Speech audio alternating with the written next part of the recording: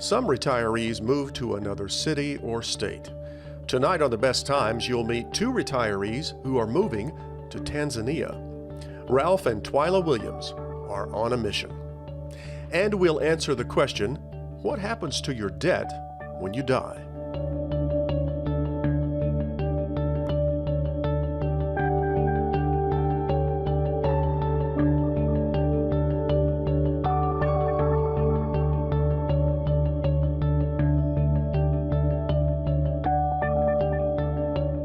Funding for The Best Times is provided by the Plow Foundation, striving to do the greatest good by helping the greatest number of people since 1964. Additional funding is provided by the members of WKNO. Thank you.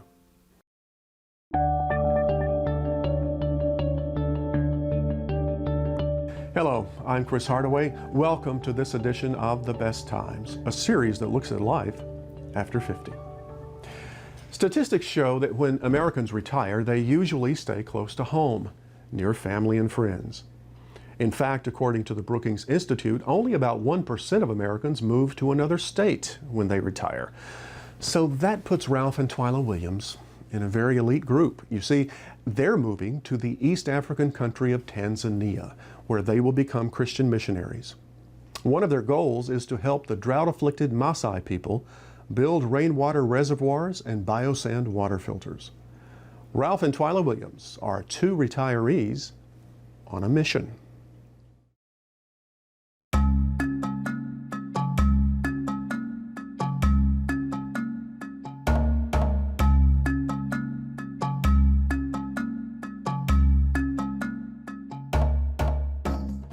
You know, it is not unusual for retirees to move to another city, another state, but you two are about to move over 8,000 miles away.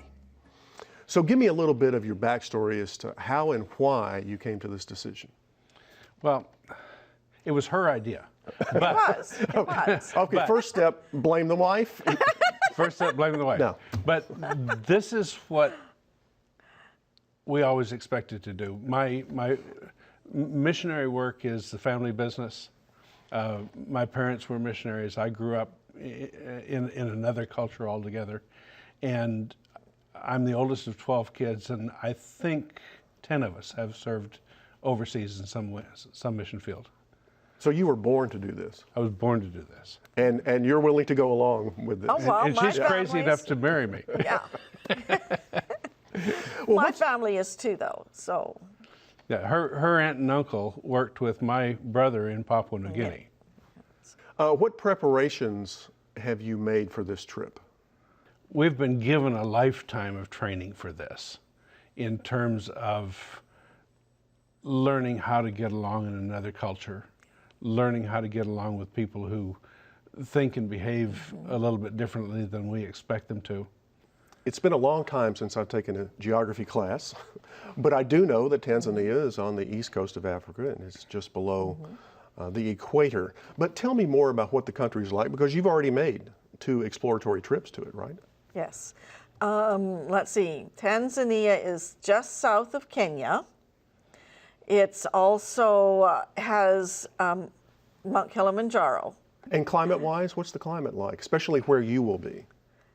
It's 60 degrees at the lowest, but then it'll get up to 100, maybe 105, maybe. But it's so much different from Memphis because it's low humidity, very low humidity. It's very dry. Now, will you be living near what we might consider a city or a town? We'll be living near Arusha, but that's a day's drive away. We're living in a tiny village near a small village. Monduli is the regional center, and it's the government's administrative center for dealing with the Maasai people. We're living in Monduli Juu, which means Upper Monduli. We're on top of an extinct volcano. And there are about 7 tiny villages, 300 or 400 people each, up around the rim of that volcano. And we're living in one of those. Tell me a little bit about the house you're living in, because I know you don't have running water. And you don't have very reliable electricity. So how are you going to deal with that? Our first priority when we get to Tanzania is we're going to be building a rainwater collection system on that house. It's already got some gutters. We're going to extend the gutters. We'd like to extend the roof in both directions because the footprint of the house will not collect enough water for the two of us. We need to have more roof. And maybe I should clarify for viewers, the reason you have to collect water is because the dry season's very long. The dry season's very long and And very dry. And wells don't work when you're on top of a volcano. I guess not. I guess that would make sense. The water table is somewhere 2 or 3 miles downhill from us.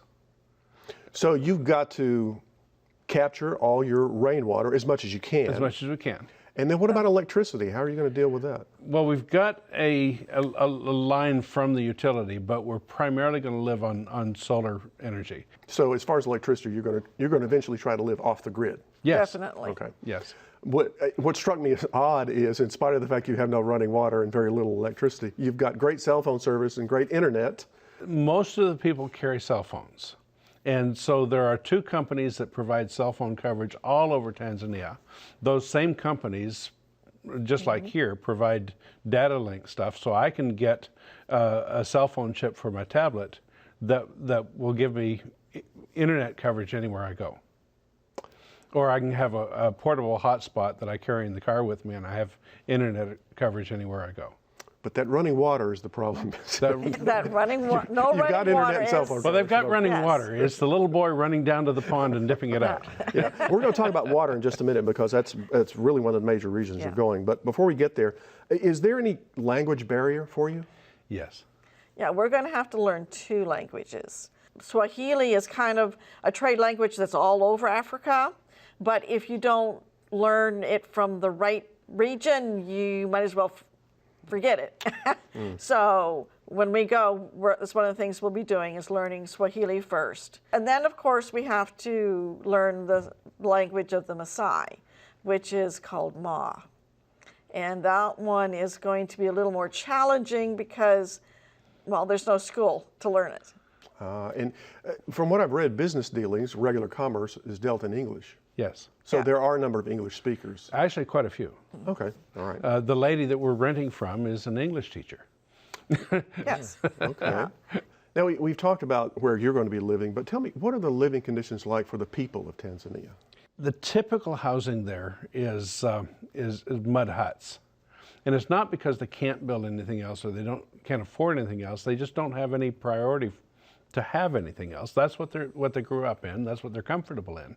It's what we would consider very primitive. Their culture places high value on children and on cattle.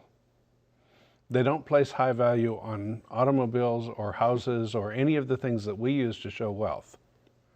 And so the wealthiest guy in the village very likely is living in a mud hut. As a matter of fact, I could show you the mud hut that the Prime Minister was living in.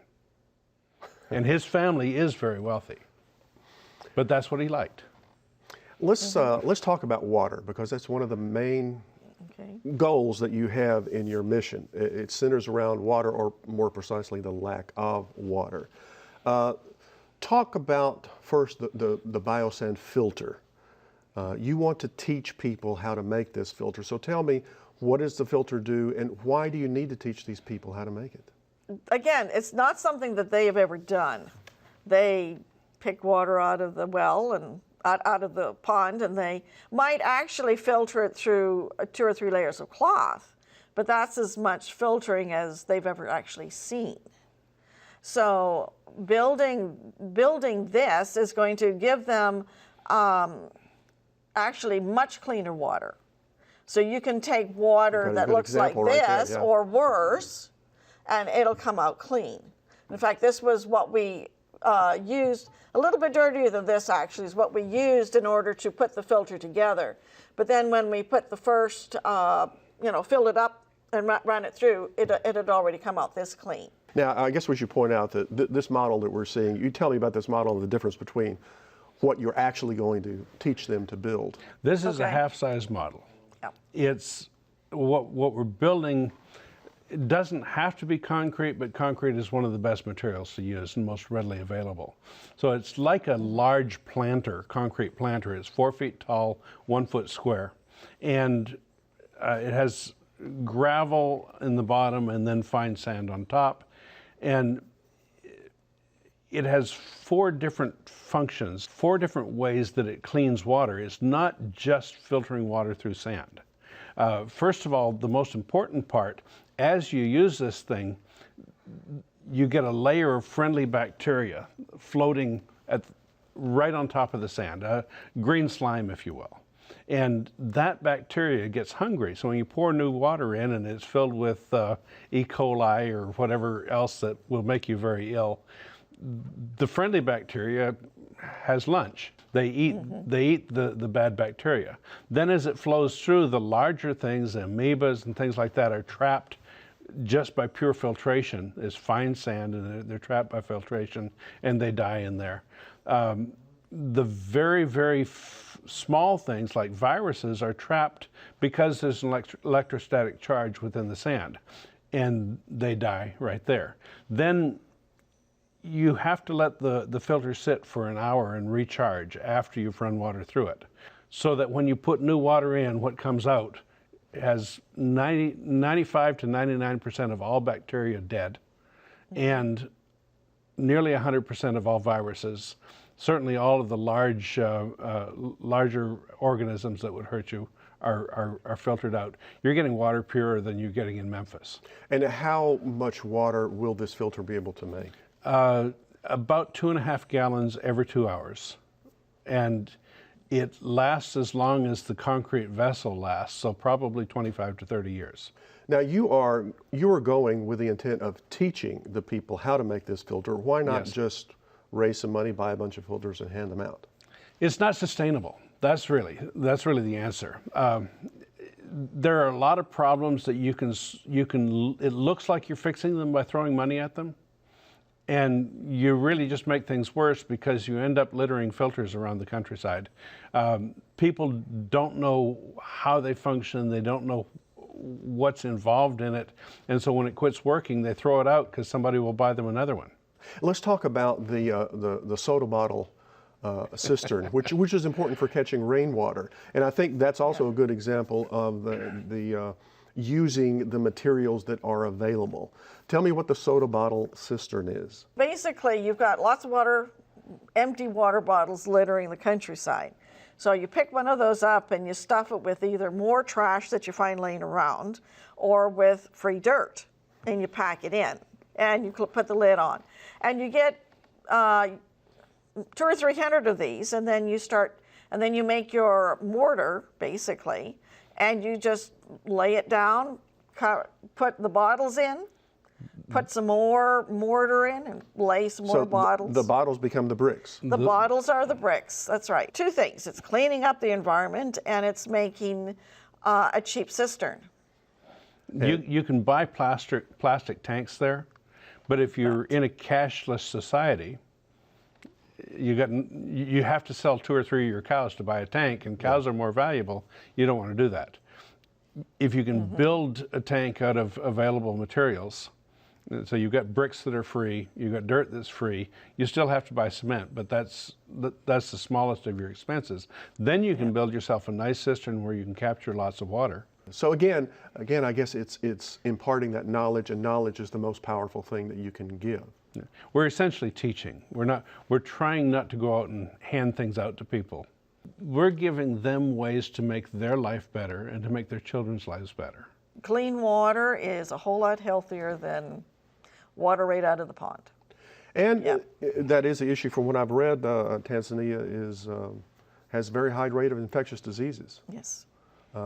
So this helps prevent disease. Waterborne diseases. In that context, are the two of you worried about any of the risks of this trip in that regard? Yes. When we were there just this last year, I was waiting on Ralph, and I was sitting in a restaurant, and I ordered a drink with some ice. And I started drinking this, and I went,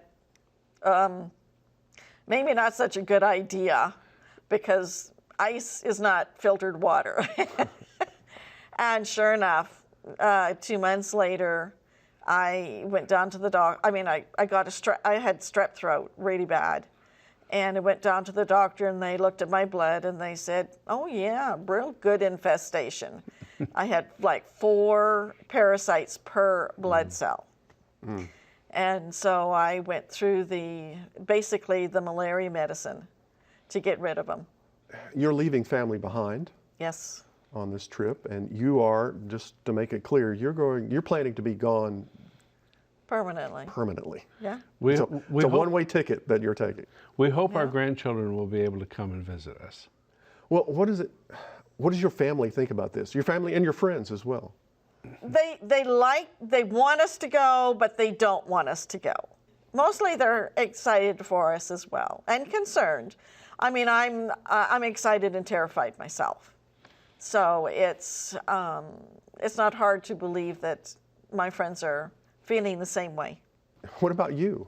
I mean, you said you were excited and terrified at the same time, but what emotions are you having? Because you're about to move 8,000 miles away. We're going through everything we own and saying, is this something that we need over there? Or is this something that will improve our quality of life over there? So we're taking things that you might think are odd, knickknacks, personal things, that are of no practical value but make a house feel like a home. Now, aside from the obvious of missing family and friends back here, are there things that you will miss about America? The people, really. I mean, it doesn't matter where we go, we're going to find something that we really like more than being here in many ways. And yet there are always those things that just go, just really catch you in the wrong way all the time. And I don't know, I mean, I have that here. But the only thing that's really going to be different is the people. We can get a lot of things there that are similar to what we get here, but every place is a little bit different. We're looking forward to learning about those differences, but we know you miss some of those things as well. I'm gonna miss Jim Neely's barbecue, and I love his barbecue. And if somebody wants to do me a favor sometime, they can ship me some barbecue. But we'll have a smoker and we'll have some goat ribs. All right, one last question. In 2 years, 5 years, sometime into the future, what do you hope that you will have achieved by this trip? Well, members of the congregations that are close to us will all have water filters and therefore healthier water to drink. Their children will be healthier and excel at school, just because they're not missing school because they're sick. And we'll be helping people there start up their own businesses as well. Yeah. So we hope to see a community of people who are helping other people around them. That's the kind of thing that we're looking for. We're looking at building businesses using available materials like the coffee wood from the coffee plants. If we can show people how to create a business, and they're making a living and showing somebody else how to make a living, we've really accomplished what we're there for. And we're doing that spiritually as well as in the business world. Well, Twyla and Ralph, thank you very much for being on The Best Times, and we wish you all the best in your mission trip. Thank you very much. You can follow Ralph and Twyla's mission to Tanzania on their blog or their Facebook page.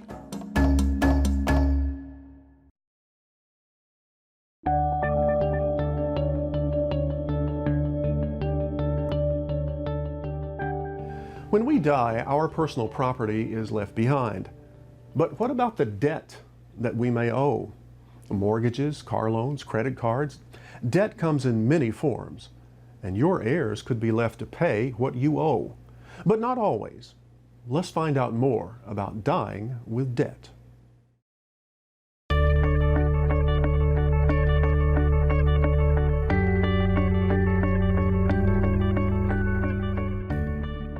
If I die with debt, will my family have to pay?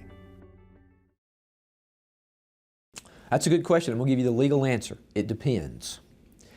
And here's what it depends upon. If the family member has guaranteed the debt, if they've signed on the note, then the family member will be responsible for the debt. However, if the family member has not guaranteed the debt, then normally the family member is not responsible for the deceased family member's debts. However, here's the caveat. Caveat is the assets that are owned by the deceased person will be responsible for the debt. So before the family member can receive their inheritance from the deceased family member, for example, a child from a father, then the child has to make sure that the father's assets have been utilized to pay all their debts off. Are there assets that are protected from debt? In most states, any assets that pass outside of probate may not be subject to the debts of the deceased person. Okay? So when you die, you have both probate assets and non-probate assets. Probate assets are things that pass through the probate estate, through the will. Non-probate assets are assets that pass outside the will. For example, non-probate asset is life insurance or a retirement account because there's a beneficiary designation on it. So many times those types of assets are not subject to the debts of the deceased person. What about mortgages and home equity lines of credit? So for example, you look at mortgages and home equity lines of credit. And the questions to ask first is, who owns the home and who has signed the mortgage note? So for example, husband and wife. If husband and wife both own the home and both husband and wife sign the mortgage note and husband dies, then the wife is going to be responsible for the mortgage. All right? If both husband and wife own the home, but only the husband signed the mortgage and the husband dies, then the wife won't be responsible for the mortgage. However, mortgages follow the home. And so if the wife wants to keep the home, she's still going to have to pay the mortgage off. What about car loans? Most car loans are going to be secured by the car, okay? So it's going to be a secured debt. So once again, you look at who owns the car and who signed the note on the car. Most states require that if the bank who made the loan on the car wants to get paid, then they'll need to file a claim in the probate estate. However, the bank can always choose to go directly and take the car in satisfaction of the loan. Will I owe any credit card debt? Once again, we go back to who guaranteed the debt. So when you filled out the application for the credit card, did both the husband and wife guarantee the debt, or did the father and the son both guarantee the debt? So whoever guaranteed the debt owes the money. Okay? However, if the father is the only person on the debt and the father dies and the son inherits the estate, then only the estate is basically liable for the debt of the father and not the child personally. Okay? And you go through the same process once again. The credit card company needs to file a claim against the estate. How should I deal with debt collectors? Most people, what they should do is require that all of those contacts be made in writing. So the debt collector should mail all correspondence to the home, and it should be done by mail, not by telephone, not by text, not by email. Most of the people who are the surviving family members should not give personal information out over the telephone or via email or via text. Because until you really verify who this person is that's calling, you could have a fraudulent caller, a scam, to where someone has saw that Joe has passed away because they saw the notice in the newspaper, and now they're calling family members trying to get personal information to verify a debt. Never give your Social Security number or date of birth over the telephone to anyone. Always require the correspondence to be in writing and via mail. What's your best advice? I think it's very helpful when someone dies to have someone to hold your hand through the process because it can be very, very beneficial, and it can make a big difference on what assets are actually received by the family and what assets have to be used to pay debts of the deceased person. And if you do die with debt, then seek out legal counsel, go to a lawyer, and have someone help you walk through the process so you make sure that you only pay the debts the decedent actually owed. Want more information about life after 50? Go online to watch more shows and find more resources. And send us your feedback and story ideas to besttimes@wkno.org. That's all for this edition of The Best Times. Please join us next week for more stories about life after 50. Until then, I'm Chris Hardaway. Thanks for watching. Good night. Funding for The Best Times is provided by the Plow Foundation, striving to do the greatest good by helping the greatest number of people since 1964. Additional funding is provided by the members of WKNO. Thank you.